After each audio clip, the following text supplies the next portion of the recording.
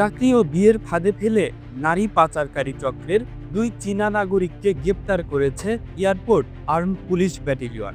চীনা নাগরিক 2 জন হলেন ফ্যান গৌয়ে ও ইয়াং জিকু। মঙ্গলবার রাতে বিষয়টি নিশ্চিত করেছে এপিবিএন এর মিডিয়া বিভাগ। এপিবিএন জানিয়েছে, বিমানবন্দরে পাচারকালে সুবর্ণা আক্তার নামে 21 বছর বয়সী এক নারী পালিয়ে এয়ারপোর্ট এপিবিএন অফিসে চলে আসেন। এ সময় তিনি মৌখিক অভিযোগ করেন যে একজন চীনা নাগরিক তাকে চীনে পাচারের চেষ্টা করছে, যে বর্তমানে চীন যাবার উদ্দেশ্যে এয়ারপোর্ট অবস্থান করছে। তার অভিযোগের পরিপ্রেক্ষিতে অভিযান চালানো হয়। পরে ফ্যান গৌয়েকে আটক করা হয়। অভিযুক্ত ও অভিযোগকারী 2 জনকেই এয়ারপোর্ট এপিবিএন অফিসে নিয়ে আসা হয়।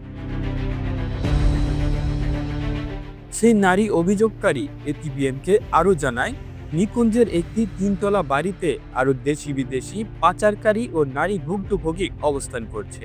এরপর সোমবার রাতে সিআইডি টিএসবি সেল, জাতীয় নিরাপত্তা গোয়েন্দা সংস্থা ও এয়ারপোর্ট এপিবিএন এর যৌথ টিম নিকুঞ্জের সেই বাড়িতে যৌথ অভিযান চালায়। সেখান থেকে তারা ইয়াং জিকুকে গ্রেপ্তার করে।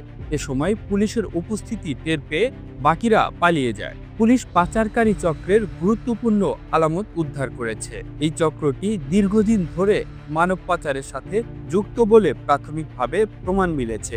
চক্রের বাকি সদস্যের গ্রেপ্তারের চেষ্টা চলছে। The news Bangladesh desk report.